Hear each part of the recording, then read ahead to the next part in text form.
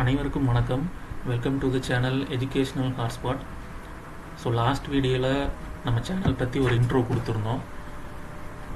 So நம்ம சேனலில் TNPSC ரிலேட்டடாக புக்ஸிலிருந்து புக்கை பேஸ் பண்ணி மட்டுமே எடுக்கப்பட்ட கொள்குறி வகை வினாக்கள் டெஸ்ட்டாக கொடுக்க போகிறோம்னு சொல்லியிருந்தோம். அந்த வகையில் இந்த வாரம் இந்திய பொருளாதாரம் 11th புக்கில் இந்திய பொருளாதாரம்ங்கிற யூனிட்லேருந்து ஃபஸ்ட்டு பகுதி 1 பகுதி 2 பிரித்து டெஸ்ட்டு கொஸ்டின்ஸ் எடுத்திருக்கோம். இப்போ அதில் பகுதி 1 பற்றி பார்க்கலாம். ஓகேங்களா? ஃபஸ்ட்டு கொஸ்டின் பாருங்கள். இந்தியாவின் மொத்த உள்நாட்டு உற்பத்தியில் வேளாண் துறையின் பங்கு எத்தனை சதவீதம்? இந்தியாவின் மொத்த உள்நாட்டு உற்பத்தியில் வேளாண் துறையின் பங்கு எத்தனை சதவீதம்? ஆப்ஷன்ஸ் பாருங்கள். 13, 17, 19, 23. ஸோ இதுக்கான ஆன்சர் பார்த்தீங்கன்னா ஆப்ஷன் பி 17%. ஸோ இந்தியாவின் மொத்த உள்நாட்டு உற்பத்தியில் வேளாண் துறையின் பங்கு 17%. ஸோ அடுத்த கொஸ்டின் பாருங்கள். இந்திய பொருளாதார வளர்ச்சிக்கு பெரிதும் தடையாக இருப்பவை? ஆப்ஷன் ஏ ஏற்றத்தாழ்வும் வறுமையும், பி அத்தியாவசிய பண்டங்களின் விலை உயர்வு, சி அதிக மக்கள் தொகை, டி வேலை வாய்ப்பற்ற நிலை. ஆன்சர் பண்ணுங்கள். Questions mostly easy and medium அந்த லெவலில் தான் இருக்கும். முழுக்க புக்கில் இருந்து தான் எடுக்கப்பட்ட கொஸ்டின். ஆன்சர் பண்ணுங்க பார்க்கலாம். இந்திய பொருளாதார வளர்ச்சிக்கு பெரிதும் தடையாக இருப்பவை. ஸோ இதுக்கான ஆன்சர் பார்த்தீங்கன்னா ஆப்ஷன் சி அதிக மக்கள் தொகை. இதுவும் ரீசனாக பார்த்தோம்னா ஏற்றத்தாழ்வு, வறுமை, அத்தியாவசிய பண்டங்களின் விலை உயர்வு, வேலை வாய்ப்பு, இதுவும் ரீசன்ஸில் வரும்.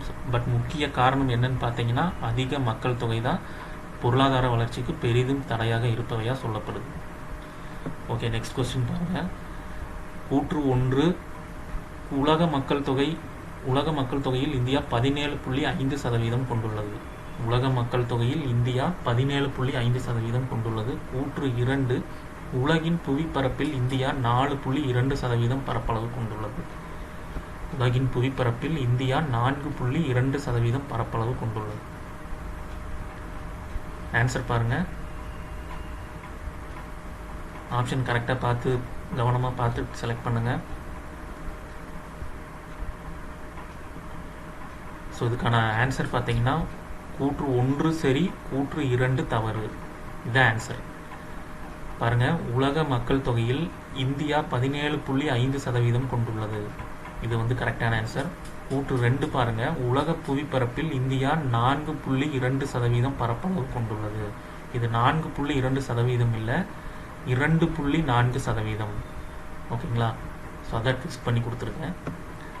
ஓகே, அடுத்த கொஸ்டின் பாருங்கள். எந்த இரு மாநிலங்களின் மக்கள் தொகையானது உலக மக்கள் தொகையில் அமெரிக்க ஐக்கிய நாடுகளை விட அதிகம்? எந்த இரு மாநிலங்களின் மக்கள் தொகையானது உலக மக்கள் தொகையில் அமெரிக்க ஐக்கிய நாடுகளை விட அதிகம்?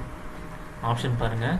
ஆப்ஷன் ஏ உத்தரப்பிரதேசம் மற்றும் ராஜஸ்தான், ஆப்ஷன் பி ராஜஸ்தான் மற்றும் மத்திய பிரதேசம், ஆப்ஷன் சி மகாராஷ்டிரம் மற்றும் உத்தரப்பிரதேசம், ஆப்ஷன் டி உத்தரப்பிரதேசம் மற்றும் மத்திய பிரதேசம். கொஞ்சம் கன்ஃபியூஸ் ஆகிற மாதிரி இருக்கும், ஆனால் ஈஸி தான். பாருங்கள், ஆன்சர் பண்ணுங்கள். ஓகே, இதுக்கான ஆன்சர் பார்த்தீங்கன்னா option C Maharashtra and Uttar Pradesh. ஓகேங்களா? எந்த இரு மாநிலங்களின் மக்கள் தொகையானது உலக மக்கள் தொகையில் அமெரிக்க ஐக்கிய நாடுகளை விட அதிகம்? Answer Maharashtra and Uttar Pradesh. So அடுத்த கொஸ்டின் பாருங்கள். கூற்று காரணம். கூற்று பாருங்கள். 1921 1931 ஆண்டு காலகட்டத்தில் மக்கள் தொகை எதிர்மறையாக குறைந்தது. காரணம் பாருங்கள். காலரா, பிளேக், ஃப்ளூ போன்ற கொள்ளை நோய்கள் மற்றும் பஞ்சம். இதுதான் காரணமாக கொடுத்துருக்காங்க. பாருங்கள், கூற்று காரணத்துக்கான ஆப்ஷன் தான் கொடுத்துருக்கு. கொஸ்டின் கவனமாக படிச்சுட்டு ஆன்சர் பண்ணுங்கள். 1921 31 ஆண்டு காலகட்டத்தில் மக்கள் தொகை எதிர்மறையாக குறைந்தது. காரணம் காலரா, பிளேக், ஃப்ளூ போன்ற கொள்ளை நோய்கள் மற்றும் பஞ்சம். ஓகே, இதுக்கான ஆன்சர் பாருங்கள். கூற்று ஆப்ஷன் ஏ கூற்று காரணம் சாரி இதுக்கான ஆன்சர் கூற்று தவறு, காரணம் சரி. ஆப்ஷன் சி தான் கரெக்ட் ஆன்சர். பாருங்கள், கூற்று பாருங்க 1921 31ஆம் ஆண்டு காலகட்டம்னு கொடுத்துருக்கு. இது 1921 டு 31 இல்லை, 1911 டு 21ஆம் ஆண்டு காலகட்டம். ஓகேங்களா, 1911 மற்றும் 1931ஆம் ஆண்டு காலகட்டத்தில் மக்கள் தொகை எதிர்மறையாக குறைந்தது. ஸோ கூற்று தவறு, காரணம் சரி. காலரா, பிளேக், ஃப்ளூ போன்ற கொள்ளை நோய்கள் மற்றும் பஞ்சம். ஓகேங்களா, ஸோ ஆன்சர் பாருங்க ஆப்ஷன் சி, கூற்று தவறு, காரணம் சரி. ஓகேங்களா, அடுத்த கொஸ்டின் நம்பர் 6 பாருங்க. பொறுத்துக. சிறு பிளவு ஆண்டு, பெரும் பிரிவினை ஆண்டு, மக்கள் தொகை மாறுதல், மக்கள் தொகை வெடிப்பு. சிறு பிளவு ஆண்டு, பெரும் பிரிவினை ஆண்டு, மக்கள் தொகை மாறுதல், மக்கள் தொகை வெடிப்பு. இதுக்கான இயர்ஸ் என்னென்னு இந்த பக்கம் கொடுத்துருக்கு. கரெக்டாக மேட்ச் பண்ணுங்க பார்க்கலாம். பார்த்து கவனமாக மேட்ச் பண்ணுங்க. ஓகே பாருங்க, சிறு பிளவு ஆண்டு. சிறு பிளவு ஆண்டுக்கு ஃபர்ஸ்ட் கொஸ்டின் பாருங்க, ஆப்ஷன் சி தான் ஆன்சர். சிறு பிளவு ஆண்டு ஆப்ஷன் சி. பெரும் பிரிவினை ஆண்டு 1921. பெரும் பிரிவினை ஆண்டு 1921. மக்கள் தொகை மாறுதல் 2011. மக்கள் தொகை வெடிப்பு 1961. ஓகேங்களா, ஸோ இதுக்கு ஆப்ஷன் பார்த்தீங்கன்னா ஆப்ஷன் ஏ தான் ரைட் ஆன்சர். பாருங்க, சிறு பிளவு ஆண்டு 1951, பெரும் பிரிவினை ஆண்டு 1921, மக்கள் தொகை மாறுதல் 2011, மக்கள் தொகை வெடிப்பு 1961. ஆப்ஷன் ஏ தான் ஆன்சர். ஓகேங்களா, அடுத்த கொஸ்டின் பாருங்க. பிமாரு என அழைக்கப்படும் மாநிலங்கள் எவை? பிமாரு என அழைக்கப்படும் மாநிலங்கள் எவை? ஆப்ஷன் பாருங்க, கவனமா பாருங்க. பீகார், மணிப்பூர், ராஜஸ்தான், உத்தரப்பிரதேசம். பீகார், மகாராஷ்டிரா, ராஜஸ்தான், உத்தரப்பிரதேசம். பீகார், மத்திய பிரதேசம், ராஜஸ்தான், உத்தரப்பிரதேசம். பீகார், மேகாலயா, ராஜஸ்தான், உத்தரப்பிரதேசம். பாருங்க, ஸ்டேட்ஸ் எல்லாம் கலந்து கொடுத்துருக்கு. பட் ரொம்ப ஈஸி தான் கொஸ்டின். பிமாரு. ஸோ இதுக்கான ஆன்சர் ஆப்ஷன் சி தான் ஆன்சர். பாருங்க, பிமாரு. பிஐனா பீகார், மத்திய பிரதேசம், எம்ஏக்கு மத்திய பிரதேசம், ஆருக்கு ராஜஸ்தான், யூக்கு உத்தரப்பிரதேசம். பீகார், மத்திய பிரதேசம், ராஜஸ்தான், உத்தரப்பிரதேசம். ஓகேங்களா, ஸோ இது என்ன பிமாரு, இது என்ன எதை குறிக்குது அப்படின்னா, இந்தியாவில் மக்கள் தொகை அதிகம் சதவீதம் கொண்ட மாநிலங்கள் முதல் 4 இடத்தை பிடித்தது. ஓகேங்களா, பீகார், மத்திய பிரதேசம், ராஜஸ்தான், உத்தரப்பிரதேசம். அடுத்த கொஸ்டின், 2011 மக்கள் தொகை கணக்கெடுப்பின்படி எழுத்தறிவு விகிதம் அதிகம் கொண்ட மாநிலங்களை இறங்கு வரிசையில் எழுதவும். 2011 மக்கள் தொகை கணக்கெடுப்பின்படி எழுத்தறிவு விகிதம் அதிகம் கொண்ட மாநிலங்களை இறங்கு வரிசையில் எழுதவும். நல்லா பாருங்க, இறங்கு வரிசை கேட்டிருக்காங்க. Option A Mizoram, Goa, Maharashtra, Tamil Nadu. Option B Maharashtra, Tamil Nadu, Goa, Mizoram. Tamil Nadu, Maharashtra, Goa, Mizoram. Tamil Nadu, Goa, Mizoram, Maharashtra. பாருங்க, கவனமா ஆன்சர் பண்ணுங்க.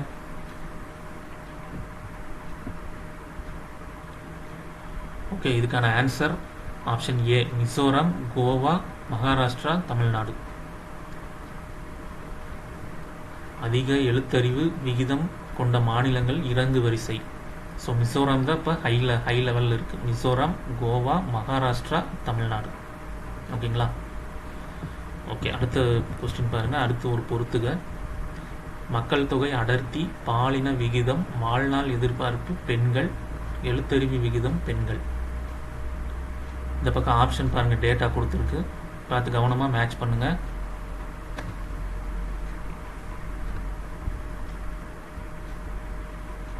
ஓகே, ஃபர்ஸ்ட் ஒன் பாருங்க. மக்கள் தொகை அடர்த்தி. மக்கள் தொகை அடர்த்தி 382. பாலின விகிதம். பாலின விகிதம் 940. வாழ்நாள் எதிர்பார்ப்பு பெண்கள் பார்த்தீங்கன்னா 64.2%.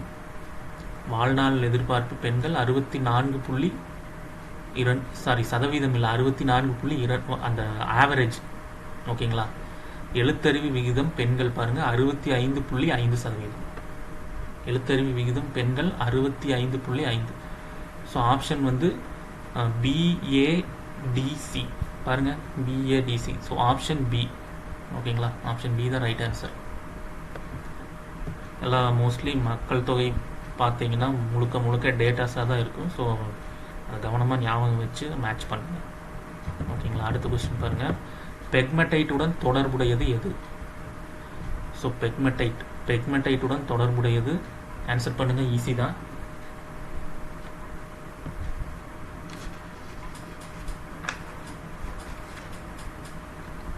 ஸோ இதுக்கான ஆன்சர் பார்த்தீங்கன்னா ஆப்ஷன் சி, மைக்கா. பெக்மெடைட்டுடன் தொடர்புடையது ஆப்ஷன் சி, மைக்கா. ஸோ 11th கொஸ்டின் பாருங்கள். பின்வருவனவற்றில் பொருளாதார கட்டமைப்புடன் தொடர்பில்லாதவை. ஆப்ஷன் ஏ போக்குவரத்து, ஆப்ஷன் பி ஆற்றல் வளங்கள், சி வீட்டு வசதி, டி நீர்ப்பாசனம். ஆன்சர் பண்ணுங்கள். ஸோ பொருளாதார கட்டமைப்பு வசதிகள்னு பார்த்தீங்கன்னா 2 வகை. பொருளாதார கட்டமைப்பு, சமூக கட்டமைப்புன்னு 2ஆக பிரிச்சிருக்காங்க. ஸோ பொருளாதார கட்டமைப்பில் சில துறைகள் வரும், சமூக கட்டமைப்பில் சில துறைகள் வரும். ஸோ அதை கலந்து கொடுத்துருக்கேன். ஸோ இதில் எது பொருளாதார கட்டமைப்புடன் தொடர்பில்லாதவை எதுன்னு கேட்டிருக்கோம் பாருங்கள். ஓகே, இதுக்கான ஆன்சர் பார்த்தீங்கன்னா ஆப்ஷன் சி, வீட்டு வசதி. ஸோ இது வந்து இந்த வீட்டு வசதிங்கிறது பார்த்தீங்கன்னா சமூக கட்டமைப்புடன் தொடர்புடையவை. மற்ற 3 போக்குவரத்து, ஆற்றல் வளங்கள், நீர்ப்பாசனம், இது 3 பொருளாதார கட்டமைப்புடன் தொடர்புடையவை. பாருங்கள், சமூக கட்டமைப்பில் மேலும் பாருங்கள், கல்வி, பயிற்சி மற்றும் ஆராய்ச்சி, சுகாதாரம், வீட்டு வசதி, பொது வசதிகள், இதெல்லாமே வந்து சமூக கட்டமைப்பில் வருது. பொருளாதார கட்டமைப்பில் பார்த்தீங்கன்னா போக்குவரத்து, தொலைத்தொடர்பு, ஆற்றல் வளங்கள், நீர்ப்பாசனம், நிதி நிறுவனங்கள், இது எல்லாமே வந்து பொருளாதார கட்டமைப்பில் வருது. ஓகேங்களா, ஸோ இப்படியும் கேட்கலாம் கேள்வி, பார்த்து கவனமாக ஆன்சர் பண்ணுங்கள். அடுத்த கொஸ்டின் பாருங்கள். இந்தியாவில் கல்வியானது மத்திய மாநில அரசுகளின் கூட்டு பொறுப்பில் வந்த ஆண்டு மற்றும் திருத்தச் சட்டம். பாருங்கள், இந்தியாவில் கல்வியானது மத்திய மாநில அரசுகளின் கூட்டு பொறுப்பில் வந்த ஆண்டு மற்றும் திருத்தச் சட்டம். ஆப்ஷன் ஏ 40வது சட்ட திருத்தம் 1976, 42வது சட்ட திருத்தம் 1976, 44வது சட்ட திருத்தம் 1978, 46வது சட்ட திருத்தம் 1983. ஆன்சர் பண்ணுங்கள், ஈஸி தான். ஸோ இதுக்கான ஆன்சர் ஆப்ஷன் பி 42வது சட்ட திருத்தம் 1976. ஓகேங்களா, அடுத்த கொஸ்டின் பாருங்கள். தவறான கூற்றினை கண்டறிக. இந்திய கல்வி முறையானது 10+2 முறையை கொண்டது. இந்திய கல்வி முறையானது 10+2 முறையை கொண்டது. பி பாருங்க, வரவு செலவு திட்டத்தில் 3 முதல் 4% வரை நிதி கல்விக்கு ஒதுக்கப்படுகிறது. வரவு செலவு திட்டத்தில் 3 முதல் 4% வரை நிதி கல்விக்கு ஒதுக்கப்படுகிறது. ஆப்ஷன் சி பாருங்க, இந்திய கல்வி முறை அடிப்படையில் 5 நிலைகளை கொண்டுள்ளது. இந்திய கல்வி முறை அடிப்படையில் 5 நிலைகளை கொண்டுள்ளது. ஆப்ஷன் டி பல்கலைக்கழக மானிய குழு சட்டத்தின்படி பல்கலைக்கழகங்களின் தரம் அளவிடப்படுகிறது. பாருங்க, 4 ஆப்ஷன் எது தவறான கூற்றுன்னு கண்டுபிடிங்க பார்க்கலாம்.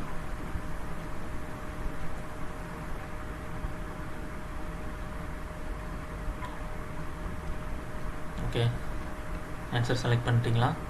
பாருங்க, இதுக்கான ஆன்சர் தவறான கூற்று பார்த்தீங்கன்னா ஆப்ஷன் சி, இந்திய கல்வி முறையானது அடிப்படையில் 5 நிலைகளை கொண்டுள்ளது. இதுதான் தவறானது. என்ன தவறுன்னு பார்த்தீங்கன்னா, இது வந்து 5 நிலை கிடையாது, 6 நிலைகளை கொண்டது. ஓகேங்களா, 6 நிலை என்னென்னா, ஃபஸ்ட்டு பாருங்கள், குழந்தை கல்வி, தொடக்க கல்வி, இடைநிலை கல்வி, மேல்நிலை கல்வி, இளநிலை பட்டம், முதுநிலை பட்டம். ஸோ இது மாதிரி 6 நிலைகளை கொண்டது. ஸோ இங்கே 5 நிலைகள் கொடுத்துருக்கனால இதுதான் தவறான கூற்று. ஓகேங்களா, ஸோ இந்த மாதிரி பார்த்தா எல்லாமே கரெக்டாக இருக்கிற மாதிரி இருக்கும், எங்கேயோ ஒரு இடத்துல ட்விஸ்ட் வச்சுருப்பாங்க. பார்த்து கரெக்டாக ஆப்ஷன் சூஸ் பண்ணுங்கள். ஓகேங்களா, ஸோ அடுத்த கொஸ்டின் பாருங்கள். நிலைத்த முன்னேற்றம், சுற்றுச்சூழல் பாதுகாப்பு, கலாச்சார மேம்பாடு, சிறந்த நிர்வாகம் ஆகியவற்றை உள்ளடக்கியது எது? ரொம்ப முக்கியமான கேள்வி. நிலைத்த முன்னேற்றம், சுற்றுச்சூழல் பாதுகாப்பு, கலாச்சார மேம்பாடு, சிறந்த நிர்வாகம் ஆகியவற்றை உள்ளடக்கியது. HDI, PQLI, MDPI, GNHI.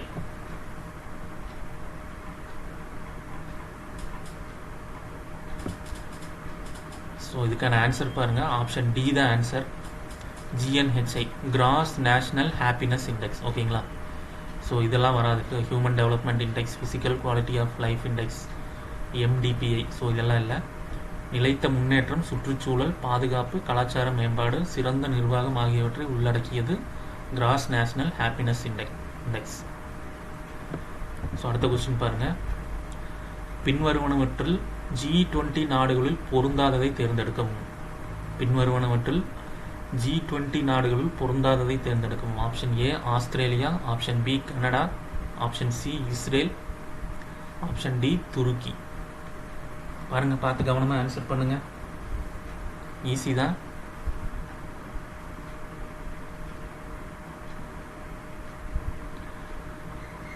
Okay, இதுக்கான answer option C Israel. So இது வந்து G20 நாடுகளில் இஸ்ரேல் வராது. ஓகேங்களா? G20 நாடுகளுள் பொருந்தாதது ஆப்ஷன் சி இஸ்ரேல். ஓகே, அடுத்து பாருங்க. ஓகே, அடுத்து பாருங்க. G20 நாடுகளோட வரிசை பாருங்க. இது வந்து ஆல்ஃபபெட் ஆர்டரில் கொடுத்துருக்கு. ஸோ இப்படி ஞாபகம் வச்சுக்கிட்டிங்கன்னா உங்களுக்கு ஈஸியாக இருக்கும். So A for Argentina, Australia, B for Brazil, C for Canada and China, ஈக்கு யூரோப்பியன் யூனியன், அதான் ஐரோப்பிய ஒன்றியம் சொல்கிறாங்கல்ல, அதான் யூரோப்பியன் யூனியன், எஃப்க்கு ஃப்ரான்ஸ், ஜிக்கு ஜெர்மனி. ஸோ ஐக்கு பாருங்கள், ஐக்கு 3 நாடுகள் வருது. India, Indonesia, Italy. ஓகேங்களா? India, Indonesia, Italy. ஜேக்கு Japan, M Mexico, R Russia, எஸ்ஸுக்கு அதே மாதிரி எஸ்ஸுக்கு 3 நாடுகள் வருது. Saudi Arabia, South Africa, South Korea. ஓகேங்களா? ஞாபகம் வச்சுக்கோங்க. இதுதான் கன்ஃபியூஸ் ஆகிற மாதிரி தான் கொடுப்பாங்க. இப்போ மேலே கொஸ்டின் பார்த்தோம் இல்லைங்களா, இந்தியா, இந்தோனேஷியா, இத்தாலி. அதில் வந்து இஸ்ரேல் கொடுத்துருந்தேன். ஸோ அதே மாதிரி இப்போ கொஞ்சம் 2 அல்லது அதுக்கு மேலே வர நாடுகளில் கன்ஃபியூஸ் ஆகிற மாதிரி ஏதோ ஒரு அந்த ஆல்ஃபபெட்டில் கொடுத்து கேட்டுருவாங்க. பார்த்து கரெக்டாக ஆன்சர் பண்ணுங்கள். ஓகேங்களா? அடுத்து பாருங்கள். டிக்கு துருக்கி, யூக்கு ஸோ இங்கிலாந்து, அமெரிக்கா. இங்கிலாந்து தான் யுனைடெட் கிங்டம்னு சொல்லுவாங்க. America united states of America. ஓகேங்களா? ஓகே, இதுதான் G20 நாடுகளோட வரிசை. ஸோ ஆல்ஃபபெட் ஆர்டரில் அப்படியே 2 வாட்டி சொல்லி பார்த்தீங்கனாலும் அல்லது எழுதி பார்த்தீங்கனாலும் ஈஸியாக மைண்டில் நின்றுக்கும். ஓகேங்களா? ஸோ அதே மாதிரி இந்த G20 நாடுகள் வரிசையிலேயே ஐநா பாதுகாப்பு சபை கவுன்சிலில் நிரந்தர உறுப்பினராக இருக்கக்கூடிய நாடுகளும் இந்த 20க்குள்ளே வருது. ஓகேங்களா? அது என்னன்னு பார்த்து கமெண்ட் பண்ணுங்க. ஓகேங்களா? மொத்தம் 5 நாடுகள் இருக்குது. அது என்னென்னு பார்த்து கமெண்ட்டில் சொல்லுங்கள். ஓகேங்களா? ஸோ இது வந்து அந்த மேலே பார்த்த டெஸ்ட்டுக்கான கீ ஆன்சர். ஓகேங்களா? டெஸ்ட்டு ஒன்ஸ் ஒரு நோட்லேயோ பேப்பர்லேயோ ஆப்ஷன்ஸ் மார்க் பண்ணிவிட்டு லாஸ்ட்டில் இதை வச்சு செக் பண்ணிக்கோங்க. ஓகேங்களா? ஸோ இதுக்கான அடுத்த பகுதி வந்து அடுத்த வீடியோ. ஸோ அந்த லெசனோட செகண்ட் ஹாஃப் வந்து அடுத்த வீடியோவில் பார்க்கலாம். ஓகேங்களா? இந்த வீடியோ பிடிச்சிருந்தா லைக் பண்ணுங்கள், ஷேர் பண்ணுங்கள். Okay, thank you.